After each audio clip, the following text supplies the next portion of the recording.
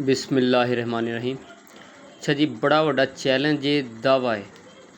कोई भी इंसान सुन्नी होवे, शिया होया या किसी भी जमात नाल उहदा तल्लक है, अगर वो तहकीक करना शुरू कर दे इंसाफ दे नाल, कुरान मजीद नूं समझ के पढ़ना शुरू कर दे, हदीस दीयां किताबां नूं इंसाफ दे नाल पढ़ना शुरू कर दे, इत्थों तक कि इस्लाम दी तारीख नूं इंसाफ दे नाल पढ़े, तो यकीन कर, मैं कसम खा रहा, कसम अल्लाह ते उहदे रसूल सल्लल्लाहु अलैहि वसल्लम दी कसम, हुण इस तों वड्डी मैं कसम की खावां।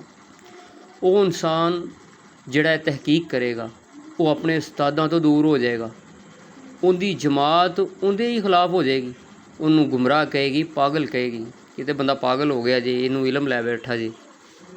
असल में उन्होंने ना गल समझ आ जानी है कि इन्हों ने मेरे साढ़े को गल्लां लुकाइयां किनियां, तो जिहड़ियां जमातां हुंदियां ने वो असल गल्लां लुका लैंदियां ते अपने फायदे दी गल करदियां ने, ठीक है, उन्होंने सिर्फ अपने फायदा मद्देनज़र रखदियां, अपनी रोज़ी रोटी नूं तरजीह दिंदियां ने, ते जिहड़ी गल किसी दूसरे फिरके या दूसरी जमात के हक च हुंदी उहनूं लुका लैंदियां ने।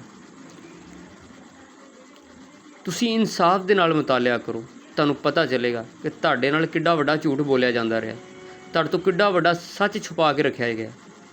यकीन करो, मेरी गल नूं सिर्फ हवा दे विच ना लैना, एक बारी तहकीक करना, तारीख़ इस्लाम नूं पढ़ना, कुरान पाक नूं पढ़ना तर्जमे दे नाल, फिर तुहानूं पता लगेगा तुहाडे जिहड़ियां जमातां ने, तुहाडे जिहड़े आलम ने, वो तुहाडे कोल गल्लां लुकाण की दे ने। सारियां गल्लां ओपन नहीं कहियां जा सकदियां, लिहाजा आजमाइश शर्त है, तुसीं आजमाना। देखो, दीन दे उत्ते बड़े बड़े ना गलत बंदे हैवी हो गए ने, जिन्हां ने कह लो कि भोले भाले मुसलमानों नूं गुमराह कर छड़िया। जदों अल्लाह पाक दे नबी सल्लल्लाहु अलैहि वसल्लम ने फरमाता है कि इलम हासिल करना हर बूढ़े बच्चे जवान ते फ़र्ज़ है, तो फिर क्यों नहीं समझते यार? फ़र्ज़ है, वो फ़र्ज़ तां है कि तुहानूं कोई बेवकूफ़ ना बना सके, तुहानूं कोई फिरकियां विच ना वाड़ सके। लिहाजा आजमाइश शर्त, एक बारी आजमा के वेखो।